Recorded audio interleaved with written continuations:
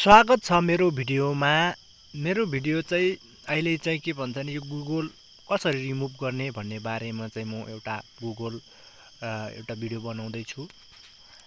गुगलमा टच गर्नुपर्ने हुन्छ र गुगलमा चाहिँ हामीले चाहिँ यस्तो देखाइरहेको छ। अहिले म लास्टमा चाहिँ म देखाउन गइरहेको छु। अहिले चाहिँ म इमेलमा जान्छु है। इमेलमा टच गर्ने बित्तिकै हाम्रो चाहिँ यसमा यस्तो देखाइरहेको छ।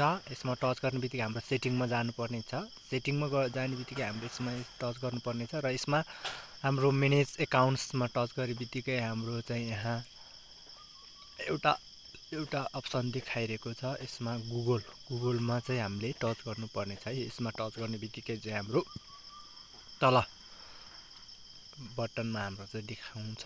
यसमा हाम्रो के देखाउँछ भन्दाखेरि चाहिँ हाम्रो यहाँ मोर भन्नेमा चाहिँ क्लिक गर्नुपर्ने छ है। यसमा क्लिक गर्ने बित्तिकै हाम्रो रिमुभ एकाउन्ट छ र लगआउट यसरी गर्न सकिन्छ। हामीले चाहिँ हाम्रो गुगल एकाउन्टलाई लगआउट र रिमुभ यसरी गर्न सकिन्छ र म यसमा लास्ट वान ब्याक गरेर तपाईलाई देखाउन चाहे। हेर्न सक्नुहुन्छ तपाईको लागि एउटा म सेटिङ। अब चाहिँ ब्याकमा जाँदैछु है। यसमा ब्याकमा जाँदै इमेल यस्तो देखाइरहेको छ। अब चाहिँ लगआउट भइसकेको छ है।